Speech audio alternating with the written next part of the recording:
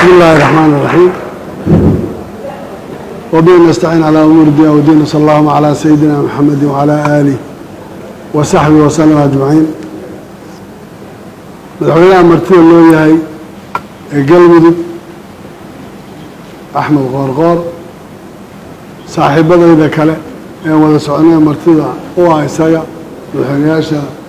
كونفور قلبي بنتلان يهرش هذا waxay ku-xigeenka galmudug gudoomiyaha baarlamaanka iyo ku-xigeenadiisa dhammaan reer galmudug baarlamaan iyo wasiire iyo shacabba iyo inta kale ee martida ah ee la socotay madaxweynayaasha madaxda xildhibaanada ka socda labada aqal ee dowladda federaalka ah bulshada rayidka ah iyo dhammaan dadka ka soo qayb galay waxaan leeyahay assalaamu calaykum waraxmatullahi wabarakaatu waxaan rabaa inaan marka hore u mahad celiyo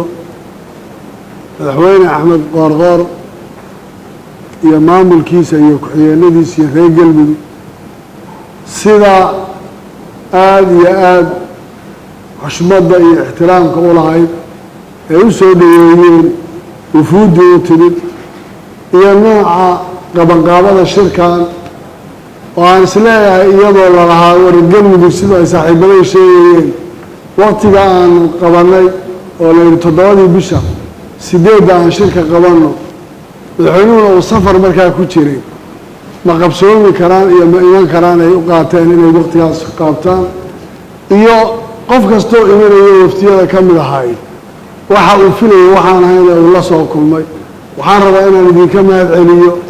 aan idhaahdana galmudug maanta waxay ku taagan tahay waddo fiican dadnimo hore ku jirtay way la soo wada baxeen maantana waxay ka muuqataa dhuusamareeb iyo reer galmudug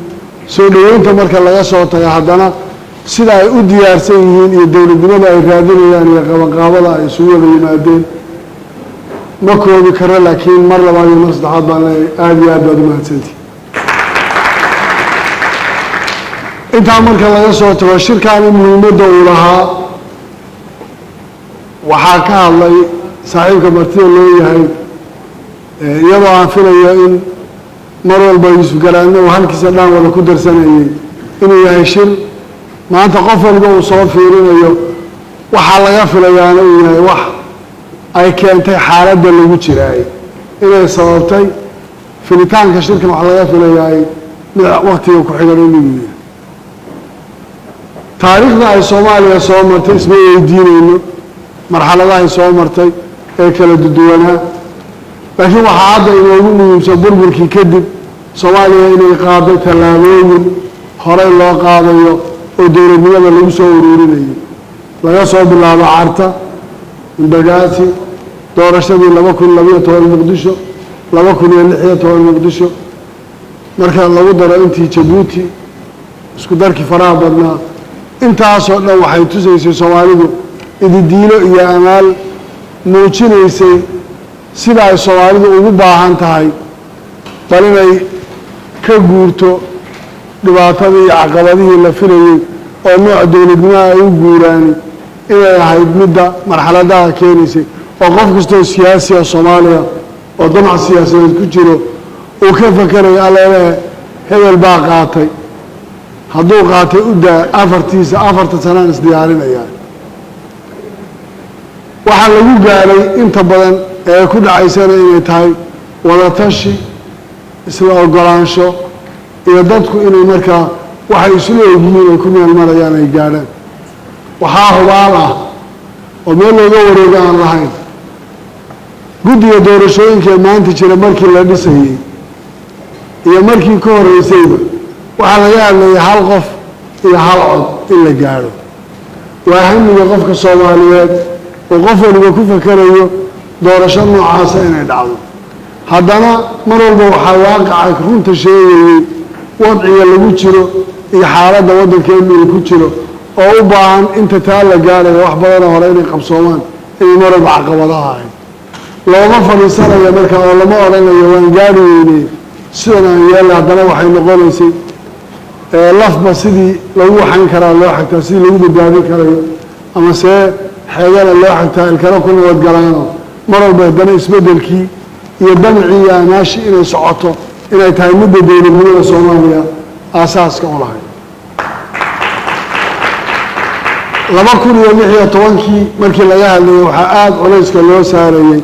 إلى دعوة دورة شهالقة في هالعضة ويقولون ناشنال ليدرز فورمكي يتلاوينكم مقابل يوحي للسبيني هدنا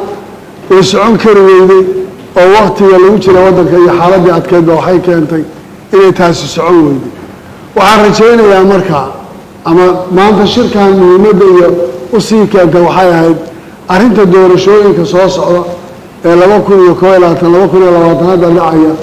oo dadku ay in badan soo hadal qaadeen oo qof walba markaa ta'wiilka uu doono uu siinayo taas macnaheedu waxay ku soo ururaysaa shirkan asal uu yahay in la wada tashado dowlad goboleedyadu waa qaab dhismeed ka tirsan systemka federaalka Soomaaliya xaq u leh inay tashadaan oo wax badan oo masiirka wadanka iyo iyaga gaarka oo ka tashadaan waxa kale oo weelisa dowladda federaalka mas'uuliyiintooda iyo dowlad goboleedyada laftirkooda talada ka dhaxaysa ee u baahan mararka qaarkood qaraaraadka siyaasiga la gaarayay inay noqdaan mid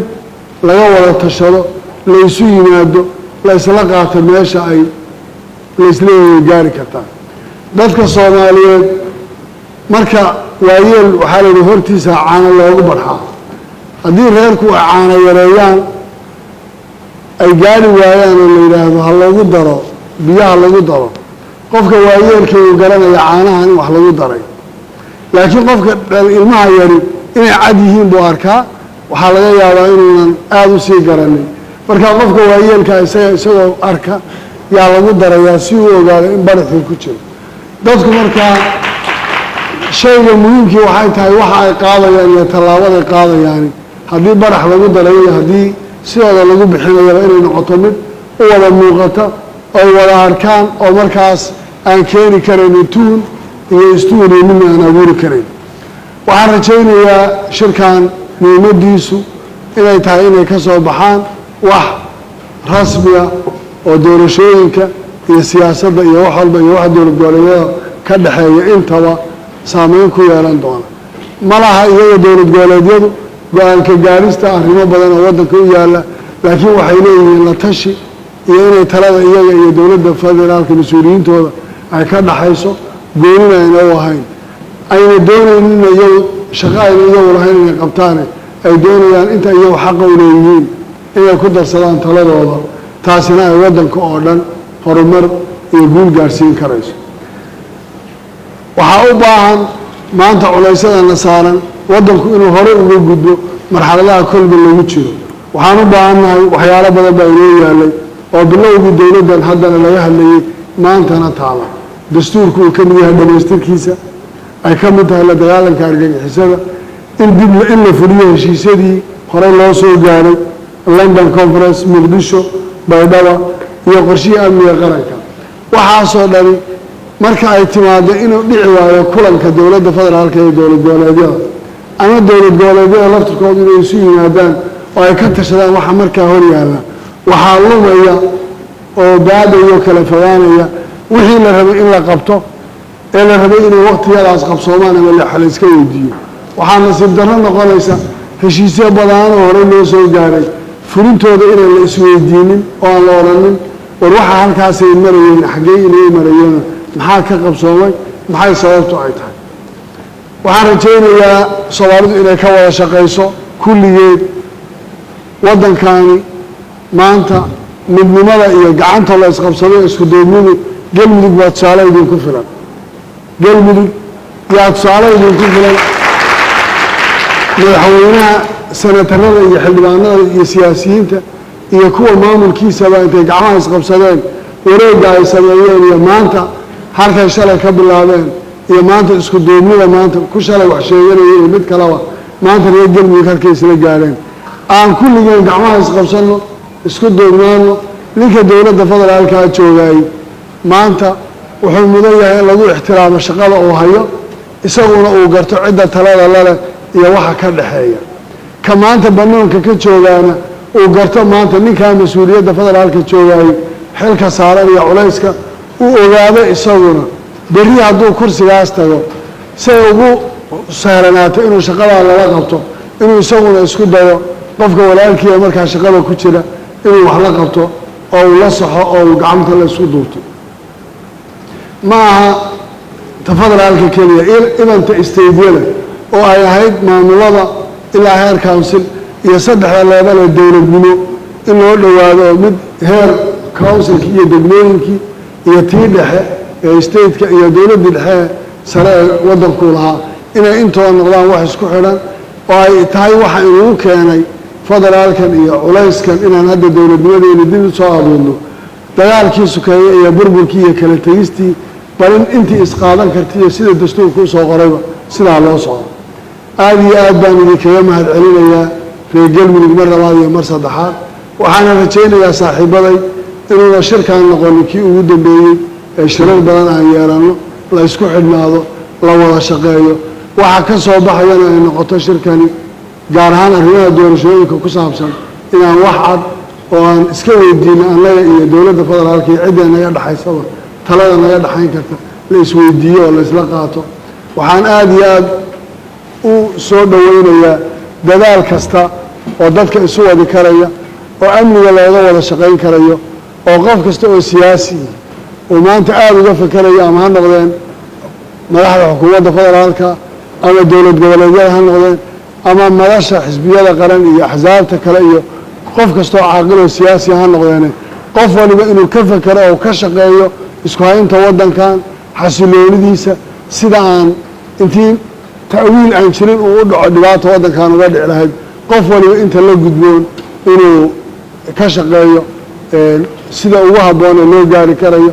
waxaan rajaynayaa ilaahayna ka baryaa shirkaani inuu dhali doono kuwo kale oo ku xiga oo ka fiican oo iyaguna kulli ay isla soo wada saaraan kuwa federaalka iyo kuwa dowlad goboleedyaduba wax maanta dadku ay ku qancayaan oo u muuqata oo aragti siyaasadeed keenaysa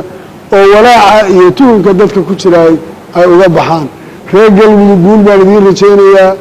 gacmahaad saysataan wada waxaan aada uga warqabaa reer galmudug waa deeqsiyo horta hadda sooriyada iyo geela la uruurinayo iyo xoolaha la keenayo waxaan u malay inaan diyaaradaha ku qaadan doono oo ay ka badan doonto intaan joogno waxaan isticmaali lahayn bal wixii lagu qaadi lahaana aan kasii fakaro aad baan u mahadsantihin asalaamu calaykum waraxmatullahi wabarakaatu